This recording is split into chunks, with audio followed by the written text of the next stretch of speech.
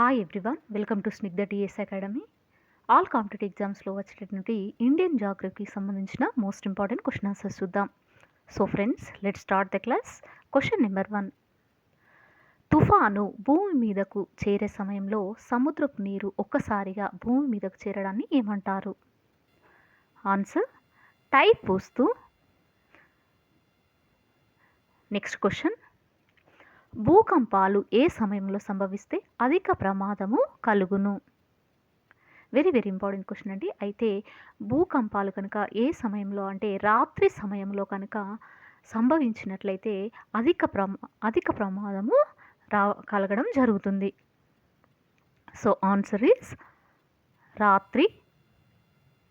అంటే రాత్రి సమయంలో కనుక భూకంపాలు కనుక సంభవించినట్లయితే దాని వలన అధిక ప్రమాదం అనేది జరగడం జరుగుతుంది.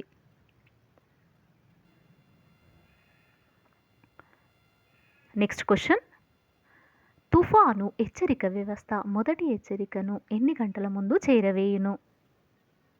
అంటే తుఫాను యొక్క హెచ్చరిక వ్యవస్థ కనుక చూసినట్లయితే మొదటి హెచ్చరికను ఎన్ని గంటల ముందు చేరవేయును అంటే ఇక్కడ ఆన్సర్ వచ్చేసి 48 గంటలు.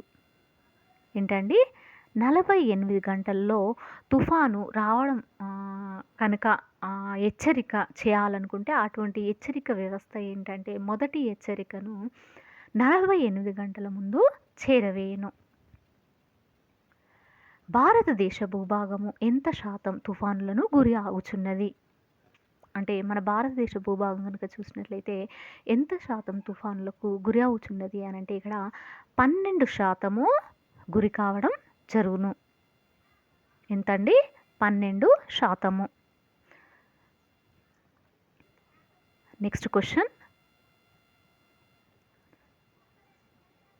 నెక్స్ట్ క్వశ్చన్ చూద్దాం. తుఫానులకు గల కారణాలు. ఆన్సర్ వేడి అయిన సముద్రపు ఉష్ణోగ్రతలు, ఎక్కువ సాపేక్ష సాంద్రత, నెక్స్ట్ వాతావరణ అనిశ్చితి. అంటే తుఫాను రావడానికి గల కారణాలు ఏంటి అనేది మనం ఇక్కడ చూసినట్లయితే వేడి అయిన సముద్రపు ఉష్ణోగ్రతలు, ఇంకా ఎక్కువ సాపేక్ష సాంద్రత, నెక్స్ట్ వాతావరణం యొక్క అనిశ్చితి.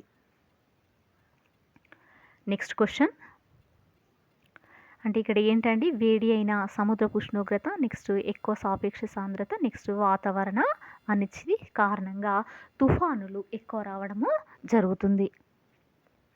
అంటే తుఫానులకు రావడానికి గల కారణం ఇవని చెప్పవచ్చును. నెక్స్ట్, తుఫానులలో ఏ పీడనము ఉంటుంది? అంటే ఇక్కడ తుఫానులు వచ్చినప్పుడు వాటిలో ఏ పీడనం అనేది ఉంటుందంటే ఆన్సర్ వచ్చేసి అల్ప పీడనము. ఏంటండి? అల్ప పీడనము.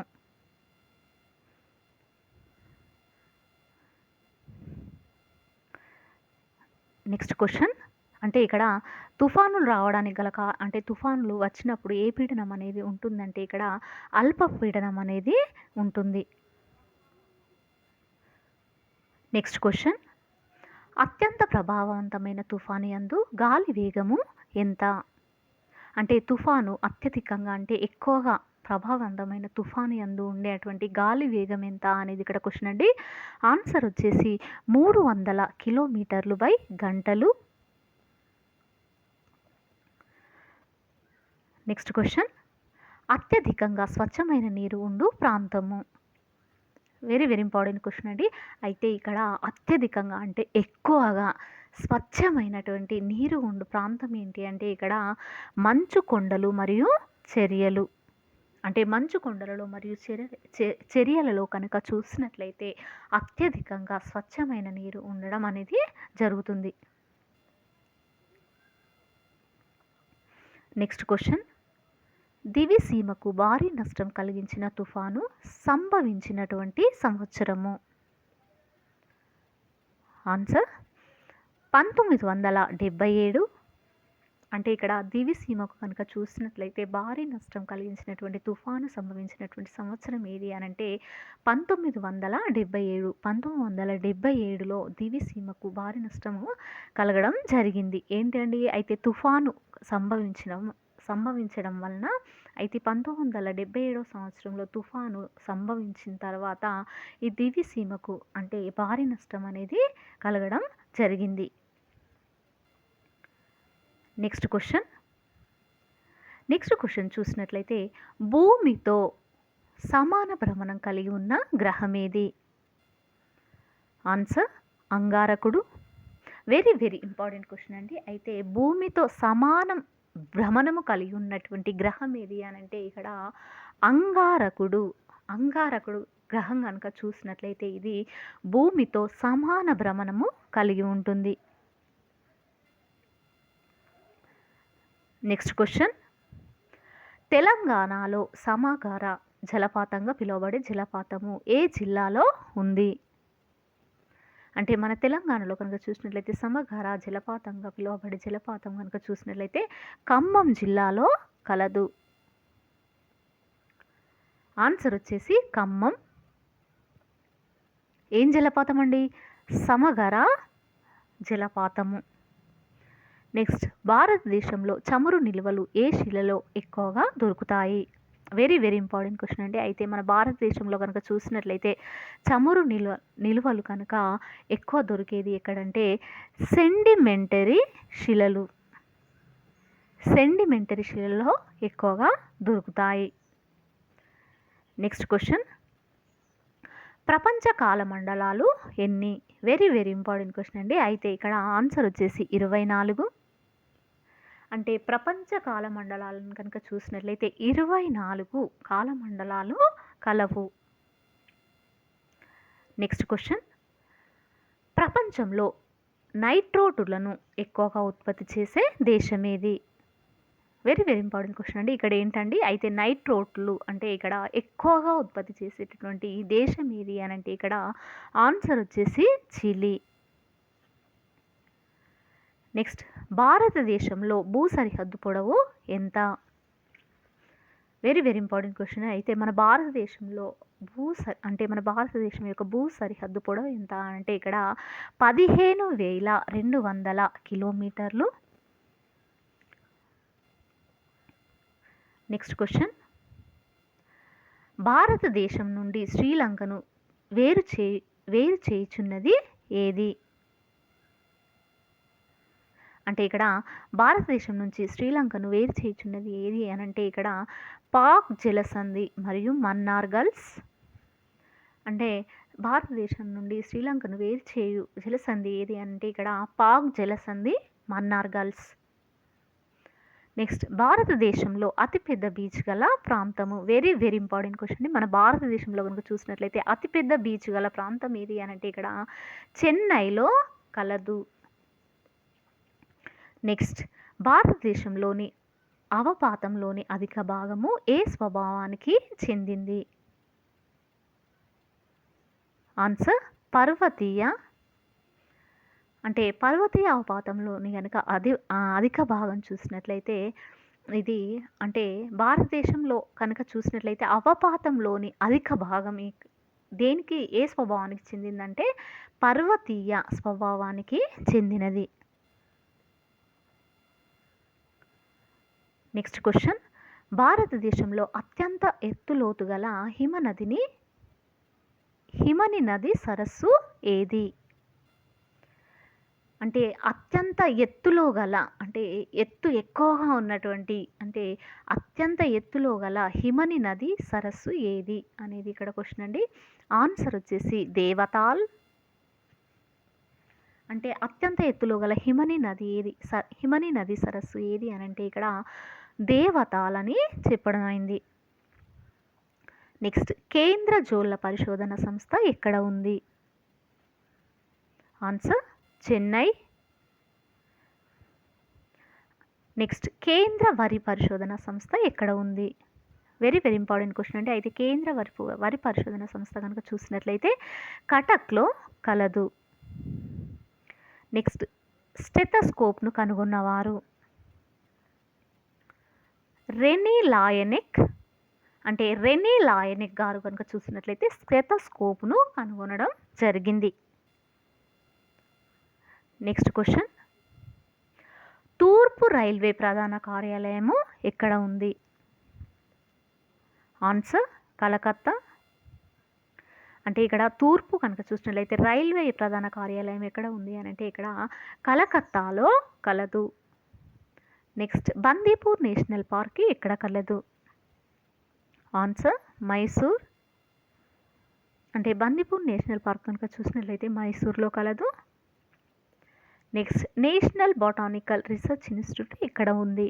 Very very important question. అయితే నేషనల్ బొటానికల్ రీసెర్చ్ ఇన్స్టిట్యూట్ కనుక చూసినట్లయితే లక్నోలో కలదు.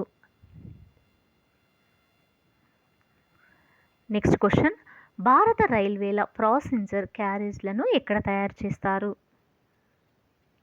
ఆన్సర్ పెరంబూర్. అంటే భారత రైల్వేలు కనుక చూసినట్లయితే ప్యాసింజర్ క్యారేజ్లు ఉంటాయి కదండి, అయితే అవి పెరంబూర్లో తయారు చేయడం జరుగుతుంది. నెక్స్ట్ ప్రస్తుతం భారతదేశంలో ఎన్ని రైల్వే జోన్లు ఉన్నాయి? వెరీ వెరీ ఇంపార్టెంట్ క్వశ్చన్ అండి. అయితే ప్రస్తుతం కనుక చూసినట్లయితే మన భారతదేశంలో 17 రైల్వే జోన్లు కలవు. నెక్స్ట్ నల్ల రత్నం అని దేనికి పేరు? వెరీ వెరీ ఇంపార్టెంట్ క్వశ్చన్ అండి. అయితే ఆన్సర్ వచ్చేసి బొగ్గు. అయితే నల్ల రత్నం అని దేనికి పేరు అని అంటే ఇక్కడ బొగ్గును కనుక చూసినట్లయితే నల్ల రత్నం అని దీనికి పేరు రావడం జరిగింది. నెక్స్ట్ క్వశ్చన్ కనుక చూసినట్లయితే రైలు చక్రాలు ఇరుసులు తయారు చేయు పరిశ్రమ. రైలు చక్రాలు ఇరుసులు తయారు చేయగల పరిశ్రమ ఎక్కడ ఉంది అని అంటే ఇక్కడ హేలహంక. ఎక్కడండి? ఏలహంక. నెక్స్ట్ డీజిల్ లోకోమోటివ్ వర్క్స్ ఎక్కడ ఉంది? ఆన్సర్ వారణాసి. అంటే డీజిల్ లోకోమోటివ్ వర్క్స్ అనేది ఎక్కడ ఉంది అని అంటే వారణాసిలో కలదు. నెక్స్ట్ బంగారు పీచ్ brown power of wholesale trade river of the world అని దేనికి పేరు? వెరీ వెరీ ఇంపార్టెంట్ క్వశ్చన్ అండి. ఇక్కడ ఏంటేంటి బంగారు పీచు brown power of wholesale trade river of the world అని దేనికి పేరు అంటే జనుముకు పేరు. వెరీ వెరీ ఇంపార్టెంట్ క్వశ్చన్ అండి. ఇది ఆల్ కాంపిటేటివ్ ఎగ్జామ్స్లో రావడం జరుగుతుంది. అయితే బంగారు పీచు అంటే ఇక్కడ brown power of wholesale trade river of the world అని దీనికి జనుమును ఈ పేరుతో పిలవడం జరిగింది. నెక్స్ట్ నైరుతి ఋతుపవనాల కాలము. ఆన్సర్ జూన్ మధ్య నుండి సెప్టెంబర్ వరకు. అంటే ఇక్కడ నైరుతి ఋతుపవనాల కాలం కనుక చూసినట్లయితే జూన్ మధ్య నుండి సెప్టెంబర్ వరకు నైరుతి ఋతుపవనాల కాలం ఉంటుంది. Next question,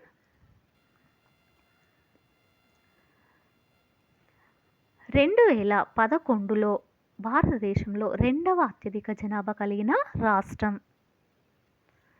answer Maharashtra. Next వరదలు సంభవించడానికి ప్రధాన కారణం? వెరీ వెరీ ఇంపార్టెంట్ క్వశ్చన్ అండి. అయితే ఇక్కడ భారీ వర్షపాతం అంటే వర్షపాతాలు ఎక్కువగా రావడం కనుక జరిగినట్లయితే వరదలు వాటి ద్వారా సంభవిస్తాయి. దానికే ఇది ప్రధాన కారణంగా చెప్పవచ్చును. అంటే భారీ వర్షాలు కురిసినప్పుడు వరదలు రావడానికి ప్రధాన కారణంగా చెప్పవచ్చును. నెక్స్ట్ క్వశ్చన్, గంధపు చెక్క ఏ రాష్ట్రంలో ప్రధానంగా ఉత్పత్తి అవుతుంది?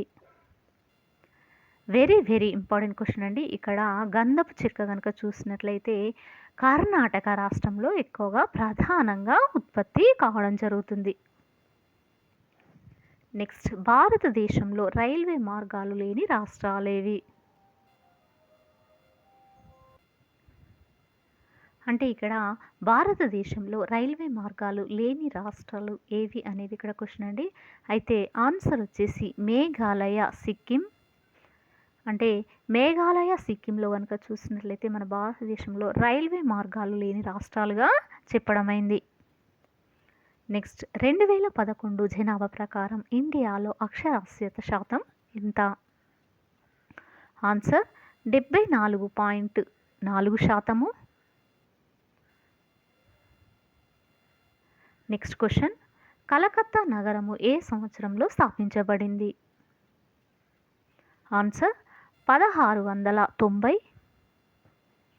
Very very important question. అయితే కలకత్తా నగరం కనుక చూసినట్లయితే 1690 సంవత్సరంలో స్థాపించడం జరిగింది. నెక్స్ట్ 2011 జనగణన ప్రకారము ఇండియాలో పట్టణ జనాభా ఎంత? ఆన్సర్ 31.2%. అంటే 2011 సంవత్సరంలో కనుక చూసినట్లయితే జనగణన ప్రకారం మన ఇండియాలో కనుక పట్టణ జనాభా కనుక చూసినట్లయితే 31.20% కలదు. నెక్స్ట్ అతిపెద్ద గ్రహం గురుడు. వెరీ వెరీ ఇంపార్టెంట్ క్వశ్చన్ అండి. అయితే మన గ్రహాలలో కనుక చూసినట్లయితే అతిపెద్ద గ్రహం చూసినట్లయితే గురుడు. నెక్స్ట్ అత్యంత శక్తివంతమైన గ్రహం ఆన్సర్ వచ్చేసి శుక్రుడు. అత్యంత కాంతివంతమైన గ్రహము శుక్రుడు. అంటే ఇక్కడ అతిపెద్ద గ్రహము గురుడు అని చెప్పవచ్చును. అయితే అత్యంత కాంతివంతమైన గ్రహము కనుక చూసినట్లయితే శుక్రుడు అని చెప్పవచ్చును. నెక్స్ట్ క్వశ్చన్, ఇండియాలో అతిపెద్ద నది ఆన్సర్ గంగా. నెక్స్ట్ క్వశ్చన్, నైరుతి ఋతుపవనాల కాలము ఆన్సర్ జూన్ నుంచి సెప్టెంబర్ వరకు. నెక్స్ట్ షిల్లాంగ్ ఏ కొండల మీద ఉన్నది? ఆన్సర్ బాసి. నెక్స్ట్ క్వశ్చన్, కారాకూయ్ ఎడారి ఎక్కడ ఉన్నది? Answer China. నెక్స్ట్ కృష్ణా నది పుట్టిన స్థలము.